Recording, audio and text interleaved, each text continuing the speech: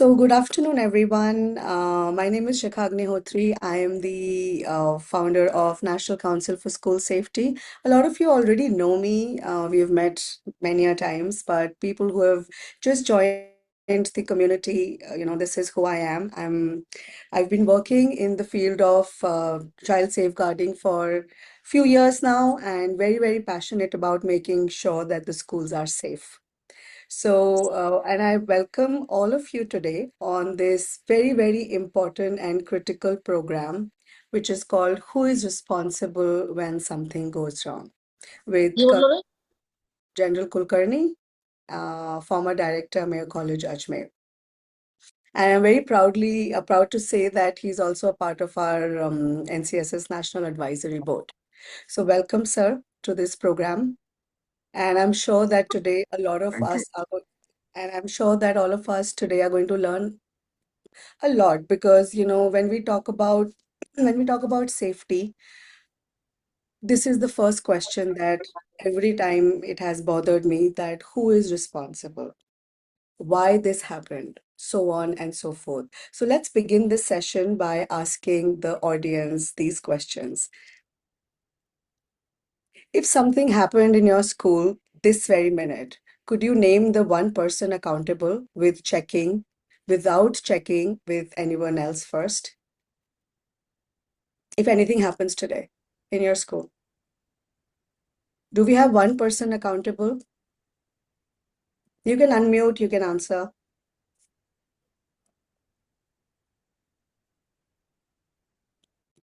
I think we still have a lot of people joining in. First, Uh, yes. we have a number of committees wherein we have number of in charges. Like for each committee, there's an in charge and the members of the faculty in that committee. So the first, I think, responsibility is owned by the committee in charge. Okay. Okay. Mridu, ma'am, you have raised your hand. Ma'am, you will have to unmute so that we can hear you and understand you. We still can't hear you, ma'am. You have to unmute yourself.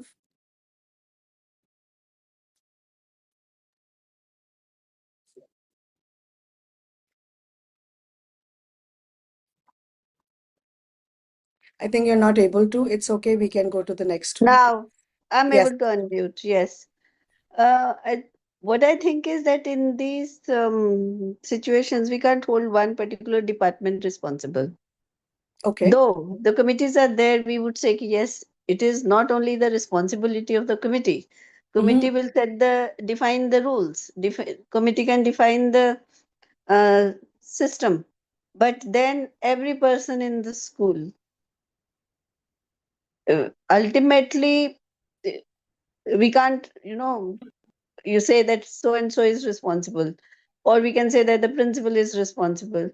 So somewhere, wherever the lacuna is there in the system, that has to be worked on. Okay. So that is what I think we're going to solve today because when we talk about systems, when we talk about abuse, when we talk about who's accountable, there has to be somebody who's accountable. We can't be relying on, technically, otherwise, we as a society, we are responsible. But are we doing our bit? That is the big question that we need to ask. Anybody else would like to comment on this one? If anything goes wrong right now, do you know that one person who's responsible? No volunteer? No problem. Would would your answer match the principal's answer? That's another big question.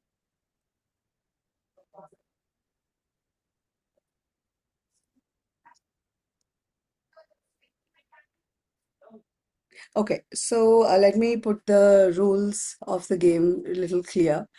This program is not a session where I'm going to just talk, you listen, make notes, and go back. It is an interactive session, and I need participation. And I see a lot of people doing multitasking. And if you're doing that, I would request you can leave the session. No problem. But this is a topic which we all have been struggling to solve, right? Who is responsible? There are cases happening on a daily basis. We are losing children, right? So if you feel that this is just another session where you're just attending and oh, you have to put attendance just to give it to the principal, I would request you to please leave the session. No problem. We will put a present. Uh, well, Shikha, I feel that there's a set rules and SOPs meant for um, each person or for each committee in the school. Mm-hmm. There the first problem comes to, if anything goes wrong, it goes to one person who's means the committee in charge or the coordinator, and then it goes to the headmistress, then finally it reaches the principal. So I think everybody becomes responsible, but the intensity of the problem definitely would matter. Okay. Okay. Today, at this moment, I'm not going to put anybody in the wrong or the right, category, but we are just Yeah, having a conversation and trying to understand and solve this problem. correct. Next question. Who actually decides and how quickly whether something is handled internally or needs to go further? When I say further, I mean either to, the legal team or to the cops. Who actually decides in your organization, in your school, in your institute? Who decides? Do we know? Ma'am, may I please speak? Yes, please, ma'am. Yeah, I'm Shobha from Silvan Public School. Actually, we first of all report the case to the disciplinary committee. And Mm-hmm. depending upon the intensity, the committee decides whether it has to be, if there is something wrong related to POXO or something has gone wrong according to the JJ Act, and thereafter the decision is made whether it has to, is to be solved internally or it will go further. The cops need to be taken into the picture. Okay. So you are saying that you have a committee called the disciplinary committee. Disciplinary committee, we have a POXO committee also. Yeah, but my question is who actually decides and how quickly? Who decides? Ma'am, actually, Ma'am, the may I? person who One actually second, ma'am. reports it, the person who actually reports it, reports first of all to the coordinator and immediately to the school counselor.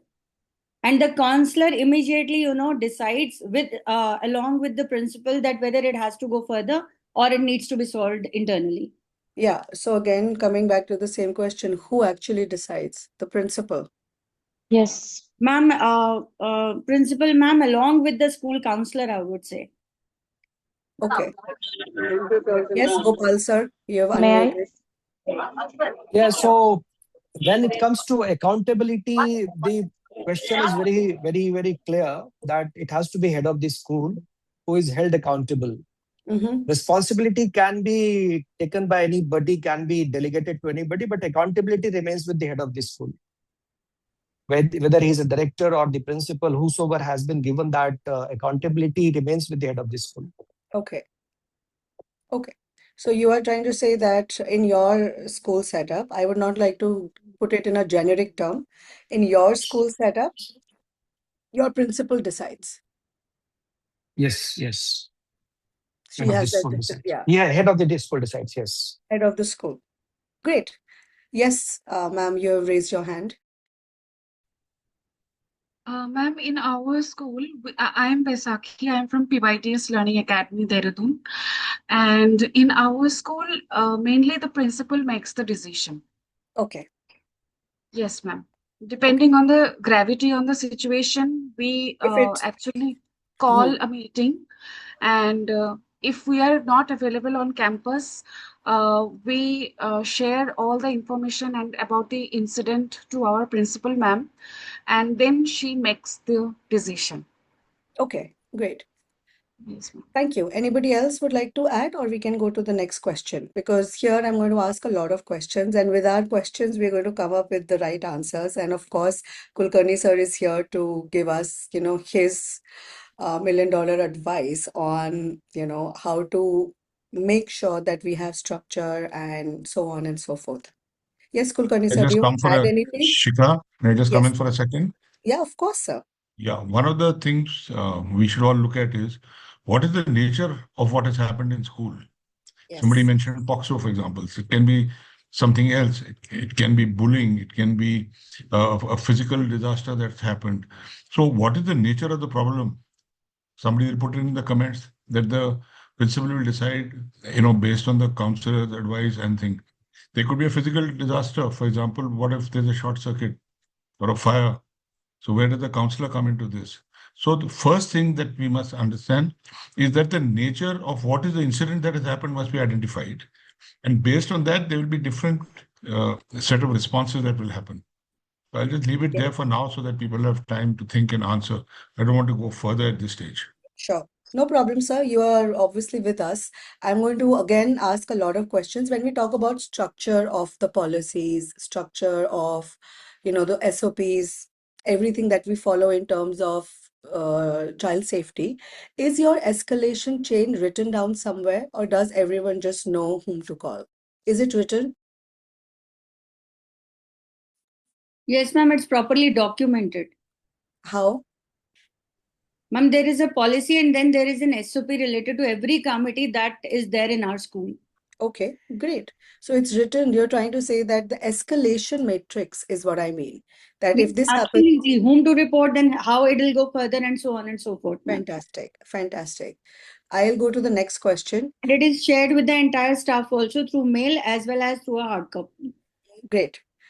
Thank you, ma'am.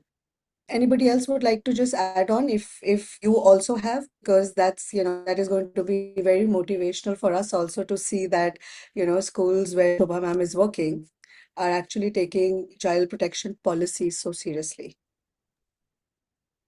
Yes, ma'am. Everything is mentioned in the SOP, and every teacher knows that who has to report to whom for any Okay, action if great. required. Okay. If your principal was unreachable for an hour during that incident, does anybody else have the authority to act? Yes, ma'am. We have admin heads, we have coordinators. Yeah, but I'm asking, is it written somewhere that if ma'am is not available, who's the next person? Uh, Yes, in our case, we have. yes, it is. It's written, right? Yes. Great. Is responsibility in your school a defined role or is everybody's job, which usually means it's nobody's? Because when we started, everybody said, it's everybody's role. A lot of people said that is everybody's role. But if it's everybody's, then it's not a role. Ma'am, I believe every teacher needs to be vigilant regarding the students' safety. There are committees made Mm-hmm. for the students' safety, but every teacher needs to be vigilant. Needs They to be have to be visited. vigilant. They should be careful about what's happening around. So entire team is responsible. It's Yes. not a single person. But as I said, if it's everybody's job, then it's nobody's job. It has to be written, is what I'm coming to. It's not Yeah. about, I'm not talking about duty of care here. Duty of Yes, care, it is. yes, Yes, it is written. We have committees, POSCO committee, we have Student Safety Council, and we have definitely made those committees for student safety, and rules and regulations, SOPs are written and documented. fantastic. Yes, Shobha Ma'am, ma'am. Poonam this side. We have Yes, committees, different committees in our school. I am from Salvan Public fantastic. School. So every committee is defined in our school. So everybody knows his or her duties during any incident of any time. So they act upon whenever there is some such problem of bullying or any other case. So they act according to it. So we have defined responsibility for each and every teacher. Okay, so you are saying that if bullying happens in your school, the committee members are responsible. Yeah, committee members are there. They can Nahin, report to the no, no, committee. no. I am talking about, we are talking about who's responsible. If bullying is happening in the school, Yes, who's responsible? bullying committee members are there. They sit together and then they work on it, and No, everything no, is. ma'am. No, ma'am, I have a different question. I'm asking that if bullying happens in your school, the Hmm. anti-bullying committee is responsible. Yes, yes, ma'am. Yeah. So the anti-bullying Yes. committee is responsible for making sure that there is no bullying in the school. It's not about if bullying happens, who's handling. I'm asking a different question. No, if the members are not there, any other teacher who's there at that time, she can also handle, because they will not wait for the other person. Maybe some teacher is not available at that time. So the present teacher who is available at that time, she can also handle. Though we have defined duties of. Sure, thank you, ma'am. Yes, Shobha ma'am. I was just saying I totally agree with Poonam ma'am as she says that anti-bullying committee is there to take But responsibility. my question, Again, I have something to say that let's say so and so teacher had a period in some class. All right, she could not reach on time due to some reason. So I would say she will be held responsible for not being there on a in that stipulated time, and that's why that particular incident has happened. And thereafter, of course everybody is responsible for everything. Teacher needs to be vigilant, पर ma'am जिसकी duty है उस time वहां पे वो अगर नहीं है तो उनकी सबसे पहले रिस्पॉन्सिबिलिटी है. sure. I'm just asking questions. I'm nobody to answer as of now. We're just brainstorming and we're just trying to understand where are we as educators, as responsible citizens. The four P's, of course, NCSS, you've read the manual, you've understood that for us, these four P's are very, very critical. So regarding these four P's, if a regulator walked in and asked to see it today, does it name actually people or does it describe a process, the policy? If for example, I'm an auditor, I come to your school today, okay? I come to your school today. Do you have a policy or you have a process? Ma'am, we have a proper policy describing the responsible person. Like we have mentioned the designation, like principal or POXO committee in charge or HR executive. These people are responsible, and we have also written down the policies also in description. Okay. Yes. Fantastic.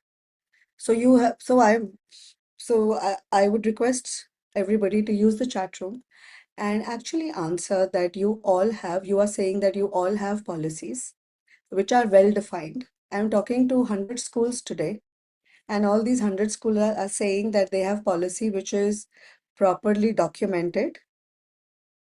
Yeah. Everybody knows their roles and responsibilities. Is that clear? Yeah. We go to the next. Do you know the full reporting chain? Or you just know what happens, you just know whom to call.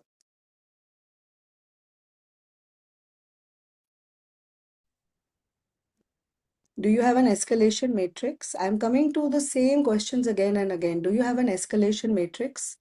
Step 1, a bullying case happened. A teacher saw that. What is the step 2? Step 3, step 4, step 5. When do we call the cops? When do we involve the parents? How do we involve the parents?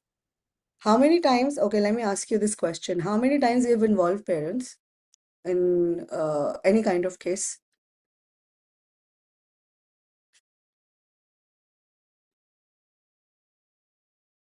How many times have we informed the parents about any bullying case in your school or any kind of abuse?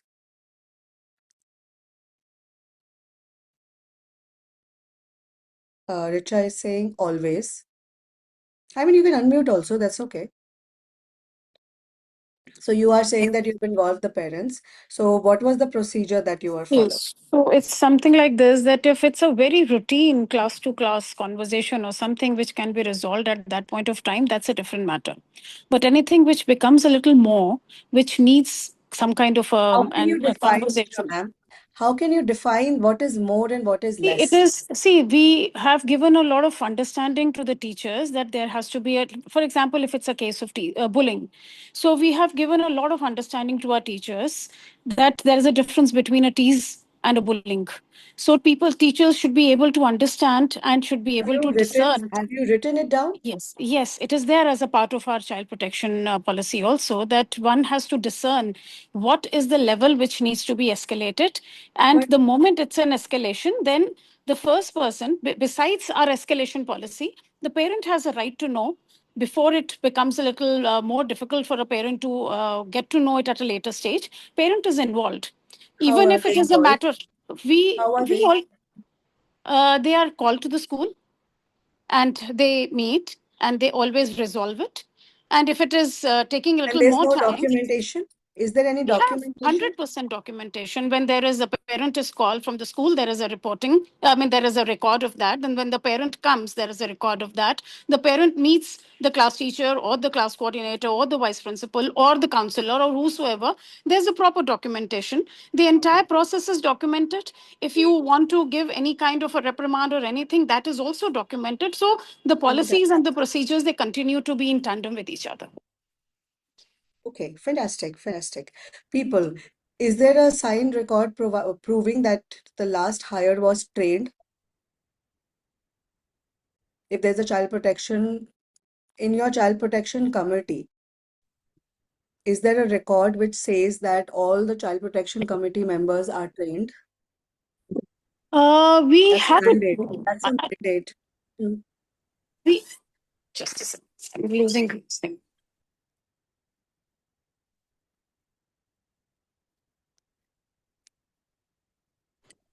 We have regular trainings and we have the records of these trainings for every time we train, we have this Child training with us. protection.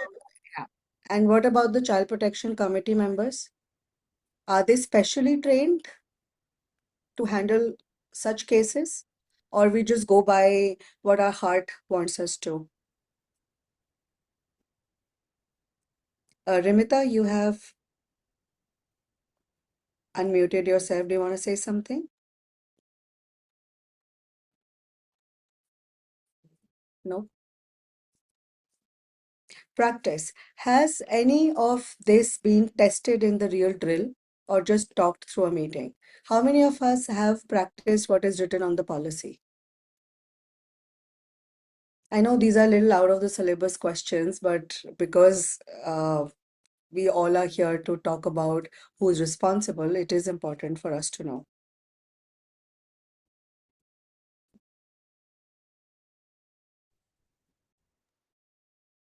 Ma'am, to be honest, no. Mm-hmm. Who was that, if you're comfortable? Yasmin from your international school. Mm-hmm. Thank you. Thank you for being We are honest. not trained. Yeah. To be honest, no drills. Yeah. Thank you for saying that, because of course we are not here to question all of you today. We are here to just understand where do we stand. And it's very easy for everybody to say, yes, yes, yes, yes, we are doing that. Yes, we are doing that. But have we tested that? Not sure. Does your child protection policy, sir, just one more slide and the game is all yours. On policy and process, does your child protection policy name your child protection officer and the members? Who is the chief child protection officer? What is the child protection officer's role? Or you just have an Excel which says that these are the 10 people and they are just responsible for this. Can anybody just elaborate? You can probably unmute yourself. Michelle, do you want to unmute and just explain what do you have in your school? Yeah, good evening, ma'am. Yes, I'm ma'am. Dr. Preeti from Salvan. We have Mhm. the child protection officer. It's principal, ma'am, who is the child protection officer. And in case she's very busy, the school counselor, in her absence, it is the school counselor if in case any case happens. So, and we have all the policies and documentation of everything is in place. And the decision is taken by the core committee. As of now, we just had a recent circular stating that the child protection committee will have new members, like it is The principal is the chairperson, the nodal officer is there, then we have the SMC member, then we have the PTA representative, we have a student representative. So everything is in line as of now for us. That is, I would like to state. Yeah. Great. Thank you, ma'am. Ma'am, may I? Good evening. Sure, Meena, ma'am. Good evening. I'm Meena Balla, ma'am, from the Lawrence School, Sanar. I would want to say, as I was listening to everyone, yes, we also have everything in place. And moreover, the awareness is required. It is not only the policy, how we test it, as and when it comes, different levels, starting from the boarding houses. And it has been displayed in all prominent places. So the student are aware because it is the child protection policy. They should be knowing to whom to address to whom to reach out. So everywhere in the boarding houses, the display boards which are there in the classes, outside the classes and all, it is at prominent places, it's been displayed. So children are well aware, awareness is being given to both staff as well as students, pros and cons, as well as how to go further about it. So we are well aware of everything and it is in place and we do use it as and when required. Fantastic. Ma'am, may I speak, ma'am? Shikha, ma'am, Yes, Michelle here yes, Michelle. from SIP. We do have the different. Sorry, I unmuted you by mistake, Michelle. So sorry. It's okay. I'm Michelle from Silver Oaks. So we do have the POXO committee and the POSH and the grievance. So we do have the SOPs and the clear guidelines of who's responsible for it. Like you have the CCPO, the principal of the school, and then we have the CPO, and then we have the CPC members and the counselor there. So accountability does lie on the people because we have clear roles and responsibilities there. And what are we supposed to do when we any kind of an incident happens, right? So the similar happens for the POSH as well. So we are looking here to make it strengthening the CPP policy of the school. We already have that, so we are working on everything. Each year we try to build on it, right? So this is all about the different committees which we are in, ma'am. Sure. Thanks, Michelle. Thank you so much. Thank you. So next question. If an incident happened today, what documents get produced in the first 30 minutes and whose job it is to produce it? What do you think?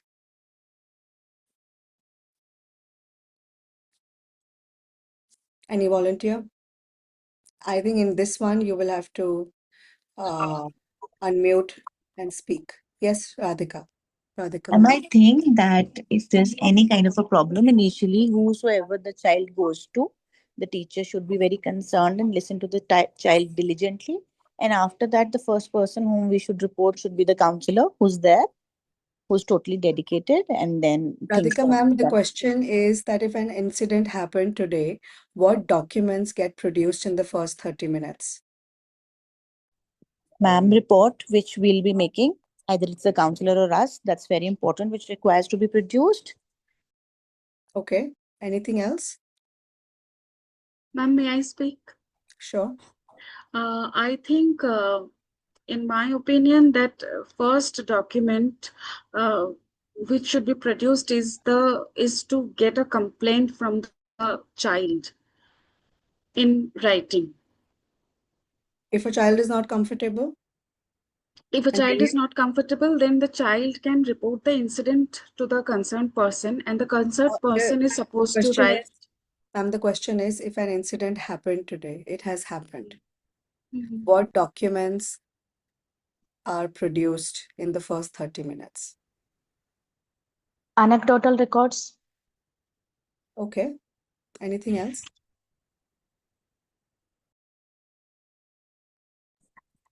Maybe, ma'am, the video footage, if in case something has happened there in the class, recording.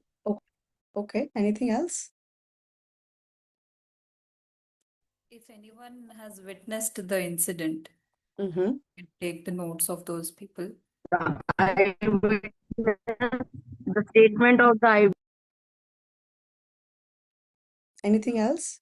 I would like to add here not only the statement of the witness, but the statement of the students who were involved. Okay, okay. Anything else?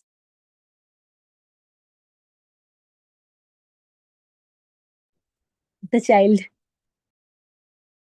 What documents get produced? How can a child be a document?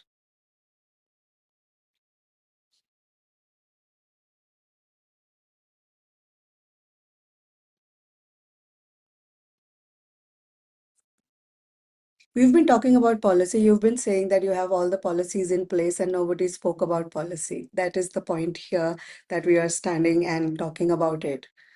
That the child protection policy is the first document that we produce, everyone, right? Where it is written who is responsible for what. Yeah. When the cops also come, the first document they ask is, where is your child protection policy? It's written on the screen, policies and processes. So if an incident happened, what do you do? Yeah, you first take out your policy and check what is the next step? Am I following the protocol or not? The document, what is the document? Reports, vagara, everything is secondary. Everything is secondary. I will leave that next question to to a later stage. And here I would like to call Kulkarni sir and share his thoughts on who is technically legally accountable for all these problems. Because when we talk about abuse, a lot of times today we are here only and only talking about the concerns which can happen on the campus. Because after the Nirja Modi case, after all the cases that have happened, everybody is questioning the schools. Every parent is asking, is my school safe? Should I send my child to the school? Will my child come back today after the school? These are real concerns of parents, and we need to solve this together as a team. So, Kulkarni sir, over to you. Yeah, okay. Thank you, Shikha. Uh, just a couple of observations on what was already said. So somebody had mentioned that I mean, there's a need to differentiate between who is the first responder to an incident and who is accountable and finally responsible. These are not the same people, because the final responsibility, many people said, lies with the head of school, but he or she need not be the first responder. Whoever becomes aware of a incident, and we will go further later on and talk about why we can't wait for an incident to happen if your systems are in place.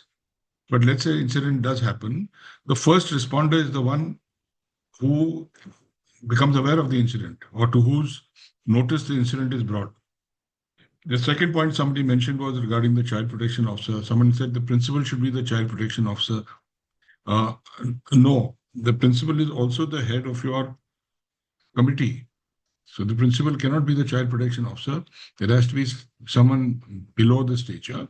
Traditionally, somebody who has high psychological qualifications, has adequate seniority to be able to drive not only the policies and processes, but equally one who can guide all the other staff members and incoming staff members on how it should be done. So having uh, qualifications, knowledge of counseling, etc., is important. It can be someone who's can be the counselor herself or himself, or it can be a senior staff member as well. So it's very important that the child protection officer is clearly delineated, and where your committee is there, the head of school must head that.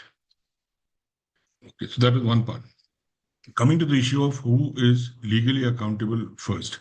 Sir, I Please also wanted understand. to add, sir, Yeah, before you please. begin about this topic, I wanted to ask one very, very critical question that a lot of times people have asked me that why not principal? She's the head of the school. She should be responsible, for the safety of the children. So I have always, told them that there has to be one person who's of course, as you said, a trained professional to probably call the cops. And also, I feel that, principal has a lot on her plate already. Yes, at the end of the day, she is accountable for everything. She will be. But there has to be somebody who can take that position. And a lot of schools have kept admin heads as well, sir. So my question, the question on this topic is that who all can be, the options of child protection officers, because in most of the schools, fortunately slash unfortunately, there are the principals only, and they are, I know they are not very, very comfortable with that.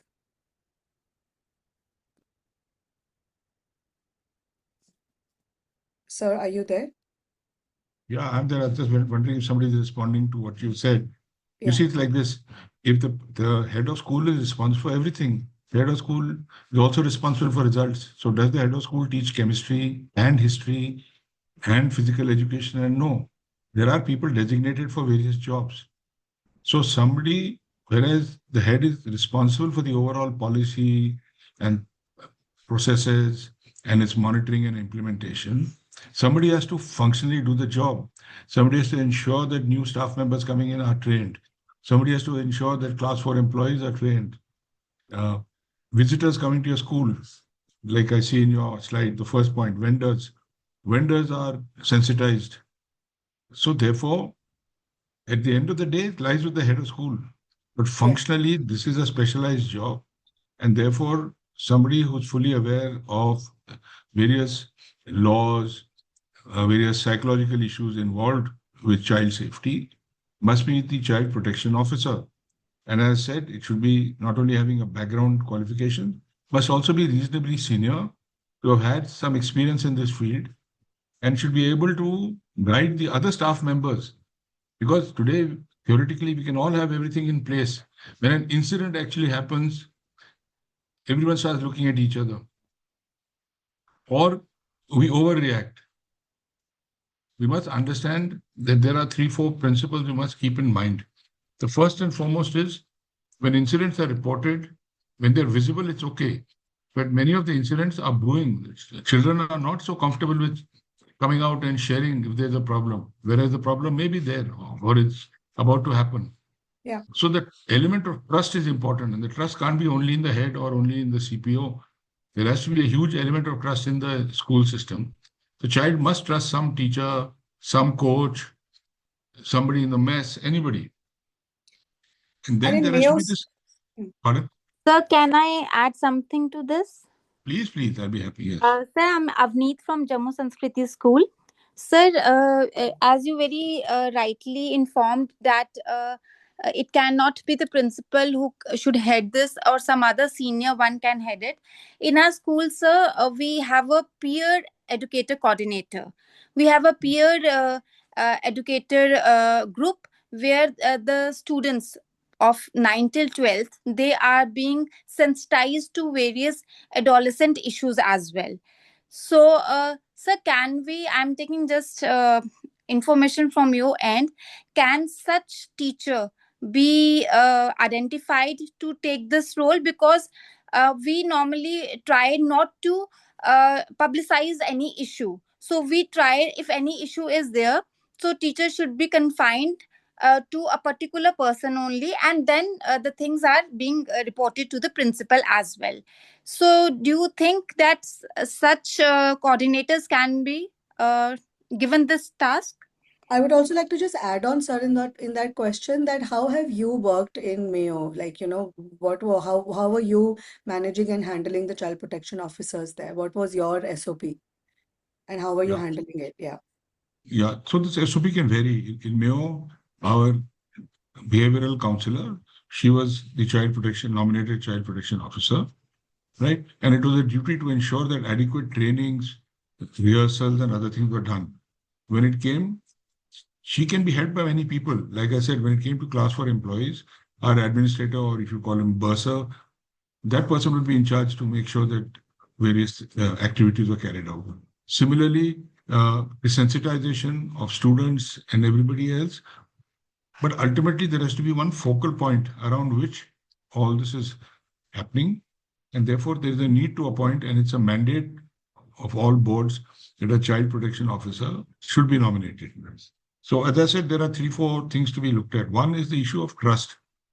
When a child is facing a problem or has faced a problem, if the child doesn't open up, then it manifests itself in some kind of negative behavior, or tomorrow perhaps even self-harm, etc. So this issue of trust is important. And when will they trust? When they are fully aware that there is a system in school, that there is a feedback system in school, that there is a scope to anonymously bring something to somebody's notice.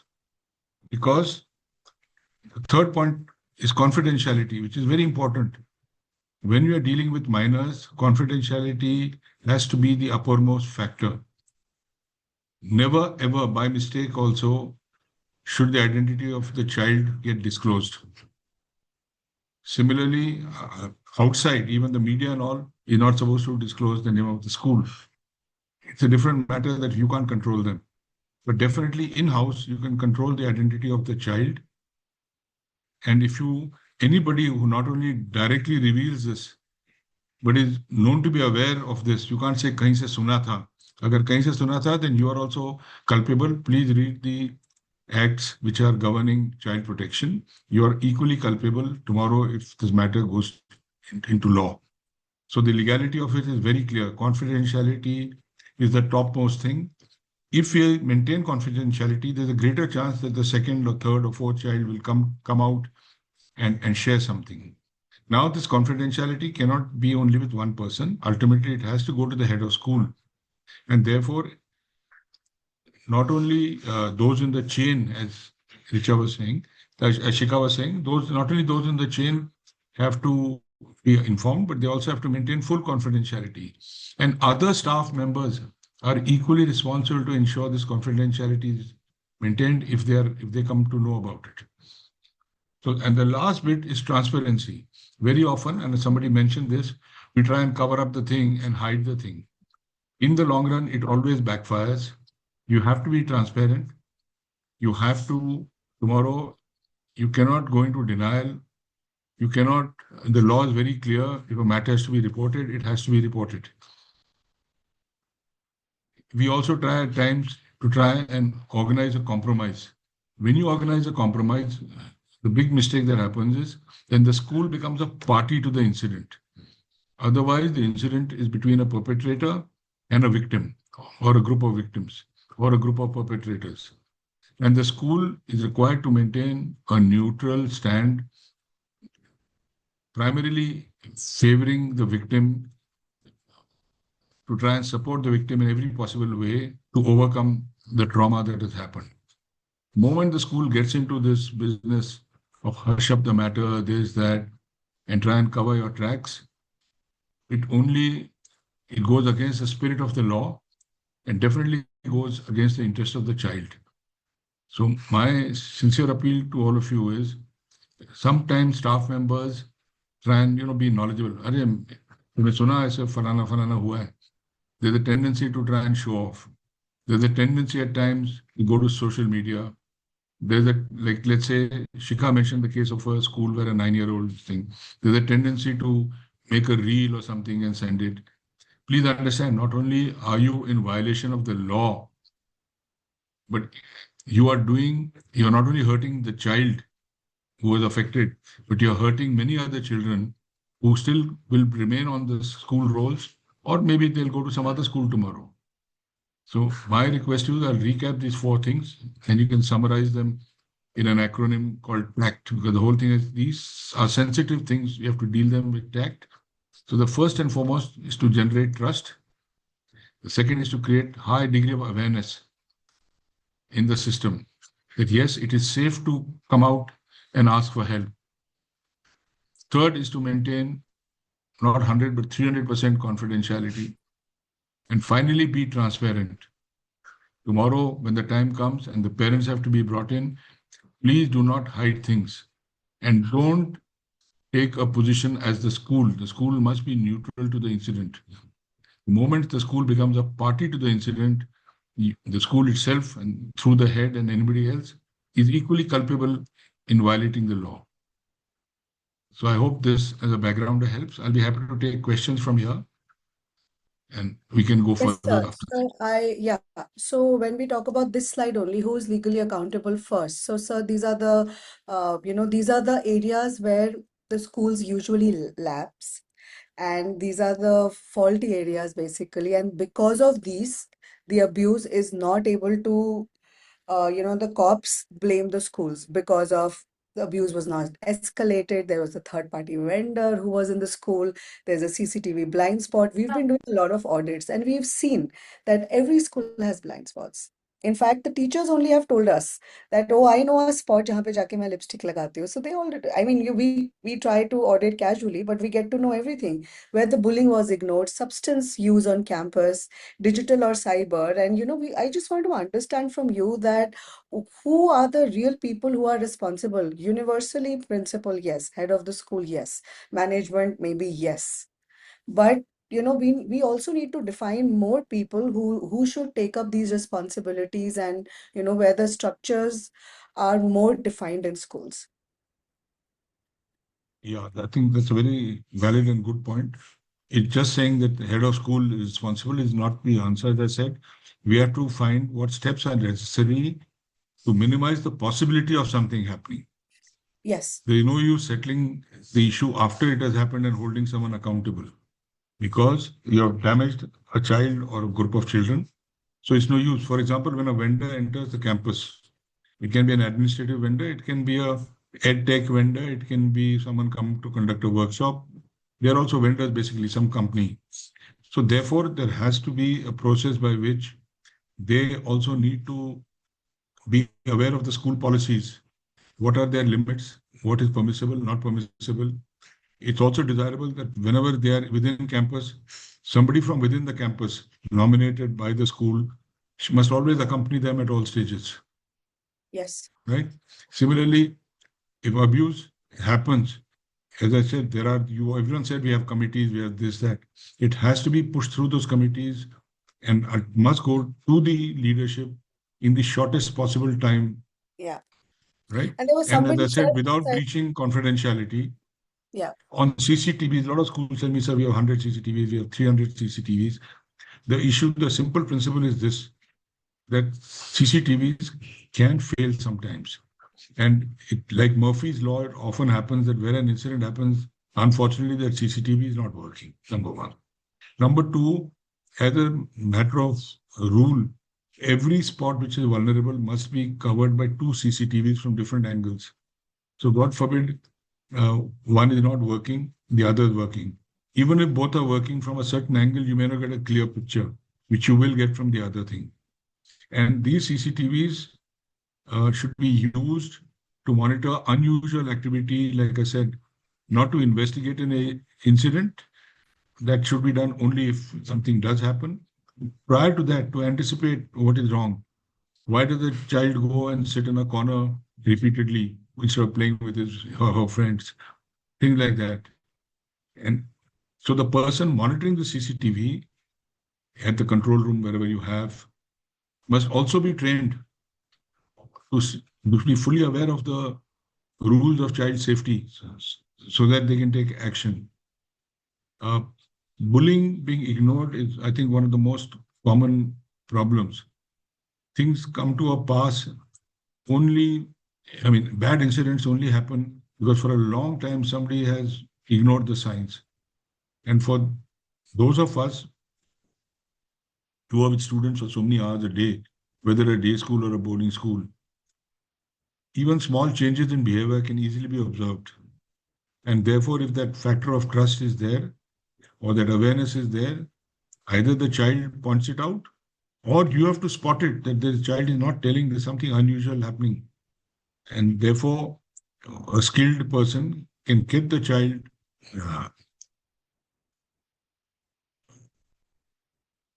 Somebody put in a remark about some POXO case. Yeah, the POXO rules are very clear. As I said, if you follow those four principles I've said, rarely will you go wrong. Substance abuse, again, it has to be checked, not only at the points of entry, but again, in the behavior of children. Moment there is something unusual happening, there are telltale signs. And let me tell you, rarely will colleagues and classmates and friends come and tell you, okay, my so-and-so guys, using substance. It has to be spotted due to changes in behavior. As far as digital and cyber incidents are concerned, I think most schools do have a policy of not permitting devices during school hours or inside the campus in a day school. and you have to be very careful about it. But cyberbullying can also happen after school hours, especially trolling and other things. And nowadays, you can clone images. There's so many things you can do which hurts the other person, and therefore somebody has to be vigilant about this. And the policy should be clear that there is a zero tolerance policy on this. If this is not ensured, firstly, it has to be clear there is zero tolerance on some of these things. And when something does come to light, if it is not implemented, then it's like crying wolf. People say, okay, they keep saying it, nothing will happen. Because there are a lot of pressures to pardon defaulters. And I think a good school administration will stand firm and say, look, even one incident is too many incidents. So we are not going to let this pass. Zero tolerance means zero tolerance. So there are various people involved in ensuring this and not waiting only for the head of school to be answerable for all this. Each of us has a big role, and particularly, as I said, on these three things of bullying, substance abuse, and trolling and cyberbullying, etc.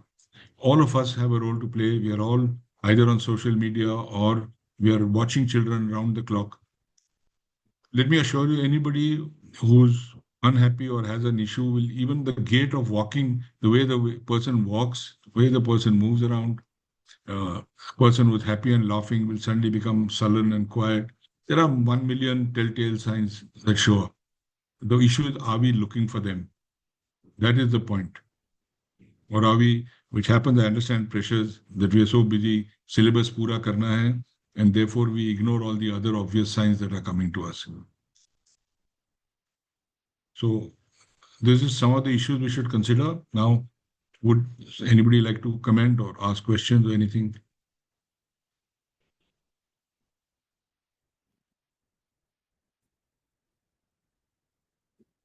All gone I think, silent? sir, yeah, so I think, yeah, all of them are silent because, sir, I can totally understand that this is a little overwhelming because every time we've been living a very template life that, oh, this happens, head of the school is responsible. Oh, that happened, head of the school is responsible.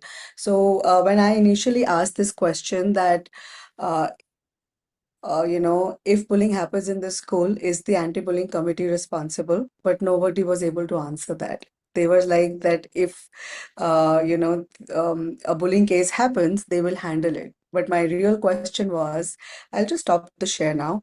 So my real question was that everybody who is in the child protection committee, are they responsible for keeping children safe? And can we question them Yes, if there's of course, anything that not happens? only those in the Child Protection Committee, but even all those who are coming into any kind of contact or responsibility for the children. Because if they were associated with an incident, it's like the equivalent of abetting a suicide, so to speak. I mean, that's a very extreme thing. But Yes. even abetting bullying by not being, by not reporting it, abetting cybercrime by being aware and not reporting it.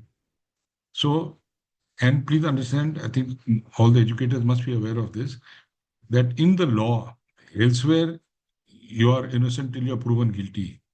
In child protection, you are guilty till you prove yourself innocent.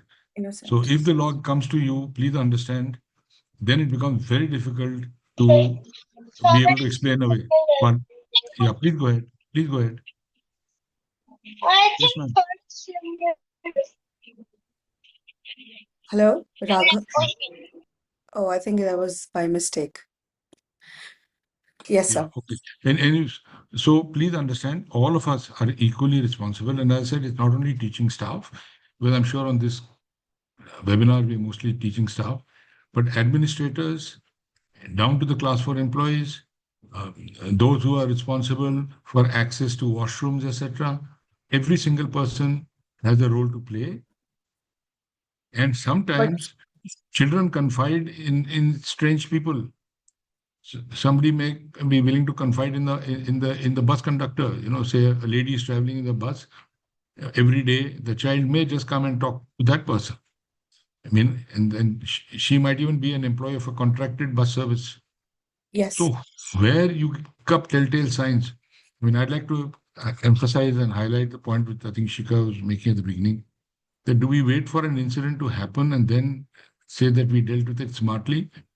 Or our actions that we take are designed to minimize the possibility of anything happening? If that is how our actions are designed, then even if an incident does happen, the whole process continues in that same vein. And therefore, the responses are swift, they are uh, with full confidentiality, with full transparency and full documentation, because when an incident does happen, suddenly documents are opened up. Otherwise, a lot of things happen everywhere in good faith. Until everything is happening fine, it's perfectly okay. But sir, whenever whenever we have discussed about understanding where are the challenges, I think, I would like to ask in front of the, all the educators here in this room, that how can they assess that their school is safe or not? Yeah, because you How need can, to. yeah. It's like you do forensic audit for accounts, like you do physical audit of assets. This is this can be also audited, because there are certain steps and actions that have to be in place in a school. As I give you example, let's say take CCTV. You can easily audit and see that do you have adequate CCTV? Are they at the right places? At the same time, the CCTV should not be at certain places to maintain the dignity and privacy of children. For example, if there's a girl's washroom and if you have a CCTV, then obviously you are at fault, because the guy monitoring it should not have access to their child, to be Yeah. able to view the child. You've seen this, it happens in malls and all, in the changing rooms and all. There are In incidences. fact, no, I recently got a call from a school where they said that, you know what, we've put CCTV cameras in the bathrooms. And I Yeah, was you like, can't. what? And they No, said that our parents are very happy you've put CCTV cameras in the bathroom, And I was like, no, why no. will you say that? Why will you do that? But Tomorrow, if a child being complains, overprotective. if Yeah. a child, no, no, it's not being overprotective. As I said, you have to maintain the dignity of that child also. This is not a way of protecting a child. I mean, this is not the way. It is only in common spaces where you must have it, and you must have it in adequate numbers. As I said, at least two cameras covering that place and all. All right. So, what we are not, many people don't realize is that we feel that the primary documentation is in place. There is a committee in place. There is an SOP in place, right? The question is it a living document or is it a dead document that you refer to it when some crisis happens? Or is it a living document to guide you as to how to deal with children?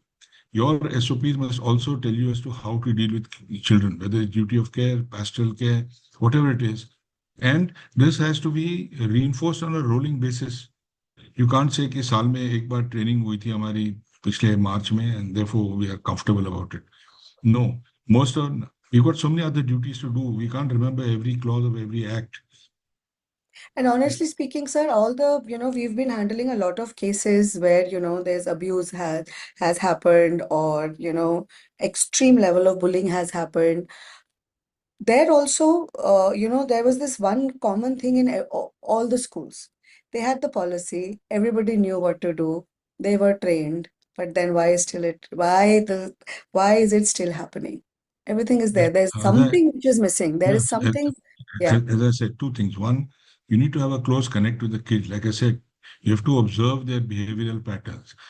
Are they, somebody can be introverted, somebody can be exuberant, but within that, if there's a change in their behavioral pattern, and which is not difficult to this thing, you can Yeah. easily make out, if you get up and land up at work with a bad mood, a certain day, I think your colleagues and all can easily sense कि आज कुछ फर्क है, right? So we have to watch kids very carefully, number one. Number two, on any deviation from some of these core aspects, after all, growing up children will be naughty, they will do mischief.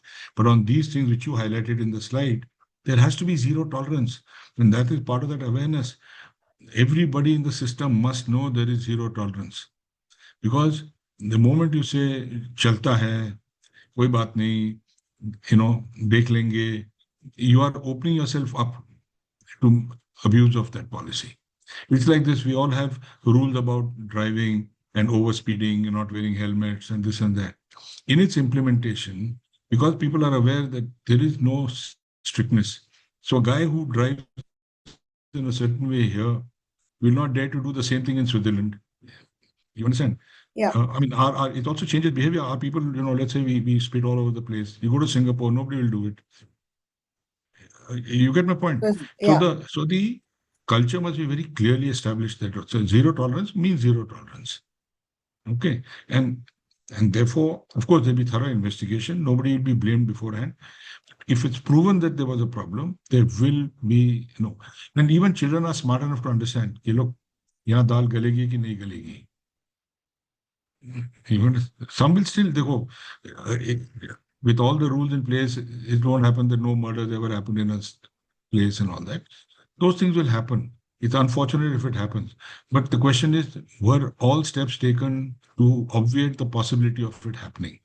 And when we look inwards and introspect, very often we find we are short of it. One of the things that we haven't spoken about is this, that what should be our public stance on these matters? One, we have to maintain confidentiality. At the same time, we want to be transparent.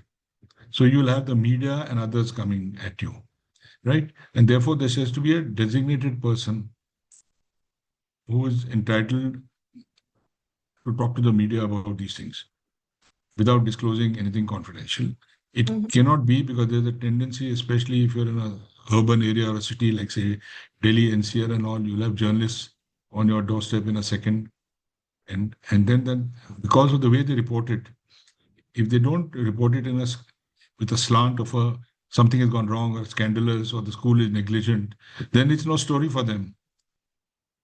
You get my point? And it's better you don't have a story then put out information which puts you back in a bad light after some time. At that time, you look smart, but then you'll end up with egg on your face after some time. So only those who are designated must, and who they should be trained what to tell the media, what can be told, what can't be told, right? And what is within and it has to be honest, of course, but within the realm of acceptability. You cannot be honest to the point that you disclose the child's name and etc. etc. The other thing which a head of school must also be conscious of, that while following all these rules, by ensuring that proper things, policies, practices, and everything is in place, the staff members themselves don't feel insecure. God forbid tomorrow an incident happens, will I be in trouble myself? Because if you go rigidly by the law, if you are involved with it in any way, you are also equally to be blamed. And as I said, in all such cases, you are guilty till you prove yourself innocent. So therefore, this is child safety is an area we cannot take lightly. We cannot pay lip service, and no amount of effort that is put into it is enough. The documentation must be tidy, neat, clean. But more than that, the culture of safety in the school must pervade through every actions that we take. Sure, and I'm assuming that all the people here today, around 160 people, many of us are the Child Protection Committee members, right? That is why we are here. That is why we are trying to understand that how can we fix our systems. So I think if anybody has any question, they can put it in the chat box right now, because in next 2 to 3 minutes we're going to end the session. But in the meanwhile, I think, I would like to again thank Kulkarni sir for being there. And, I think every 2 months we have this conversation, calling all our member schools, trying to understand that at least we can have dialogues on safety. At least we can have these similar kind of conversations that can probably trigger. And I'm sure a lot of us have learned a lot today, that what are the areas of concerns that we have, who are responsible, and of course, for every universal problem, we should not blame the head of the school. In fact, I think you may like, Shikha, to allow them some of them may not have spoken today. They can send you any queries they have separately after the session, Sure, because some of absolutely. them may benefit from the feedback that you give them after whatever the questions are. Yeah, Besaki, somebody, Yes. yes, she has a Yes. question. Yeah. Good evening, sir. Um, Sir, I have a question that our school works for underprivileged children in Dehradun.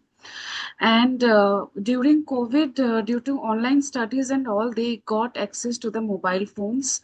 And now I hear the class 6, 7 students, they have access to, Instagram account, Facebook account, everything. So, and their parents are not that much educated. So, if something happens like cyberbullying, like you mentioned, how to guide our children, how to make them aware on that, if you can please guide us on that. Yeah, firstly, as I said, whatever actions you take in school, firstly, officially, and many countries are now doing that, social media bans are being put into place. Access to devices within the schools are being banned, which is fine. But the point is what happens when they go out of school. So the question is, they need to be consciously made aware of what are the pitfalls that can happen.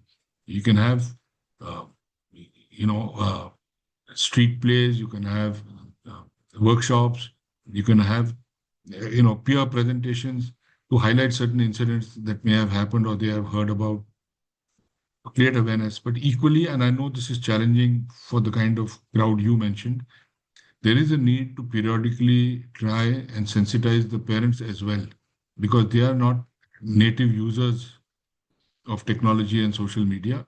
So they need to be sensitized periodically whenever you can get them together in small groups, or somebody in their family is aware.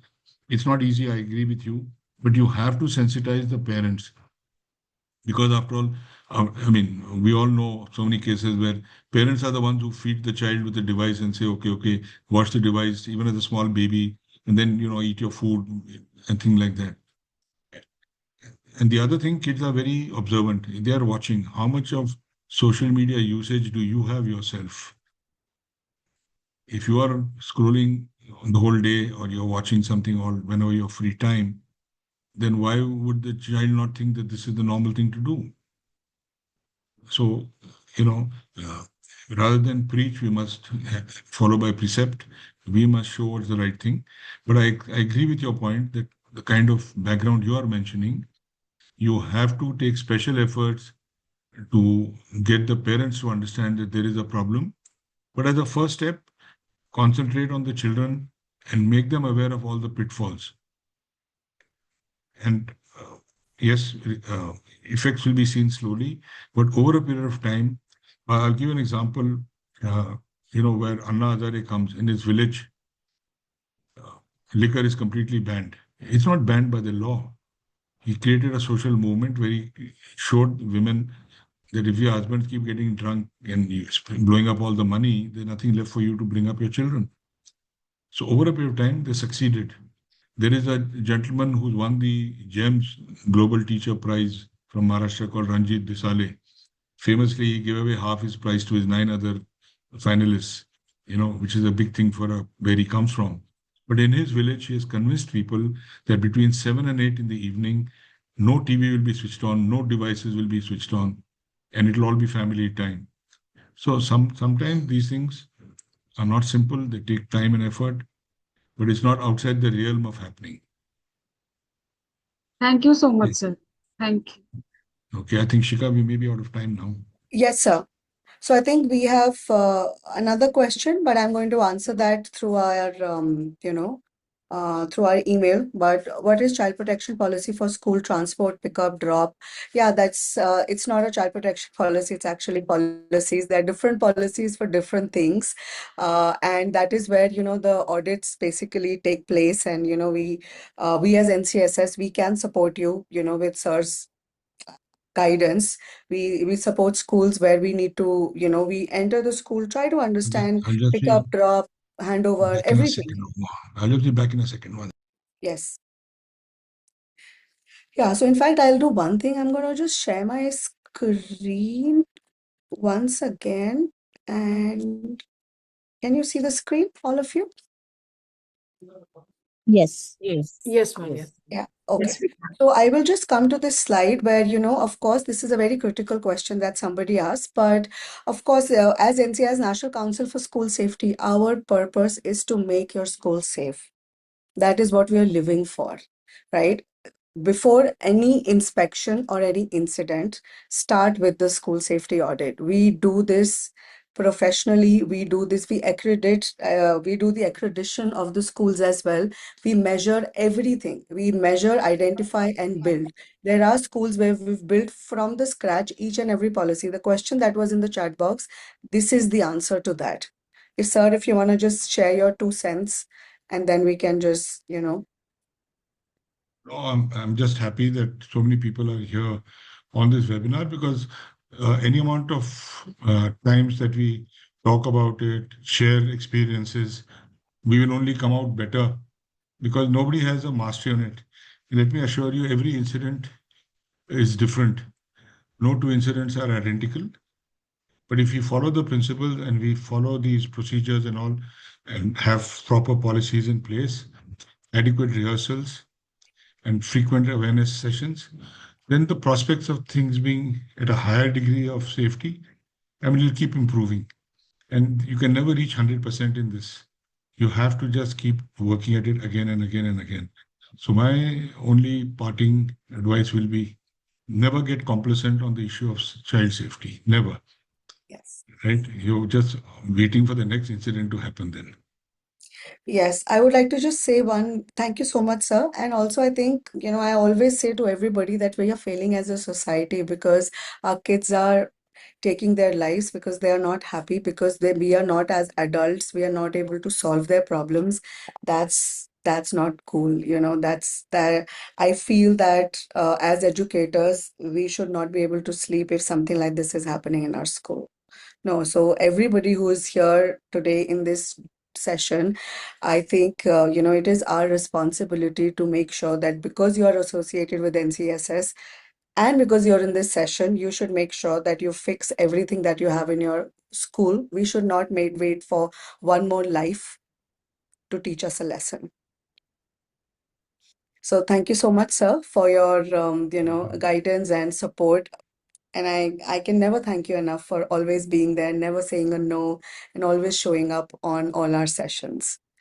No, you're most welcome. If I can be of, if we, it's all, we are all in this together. So if I can be of any help, I'm happy. Great, Thank sir. you Thank so you so much. much.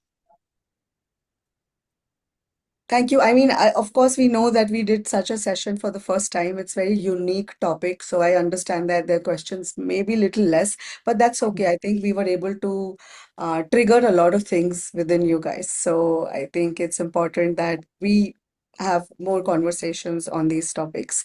So thank you so much once again, sir, and everybody else, and my team who is always there supporting me. So thank you once again, and have a wonderful weekend. Thank you, everyone. Thank you, ma'am. Same to Thank you, you. ma'am. Thank you. Thank you, S square. Thank you. For Thank you, asking. everybody. Thank We you. were not shirking from Thank you. asking Thank you. questions. You solved all our queries. Thanks a ton again for Yeah, all that. thank you so much. Thank Thank you. you, ma'am. Thank you for patiently taking it up, ma'am. Very insightful session. Thank you so much. Thank you.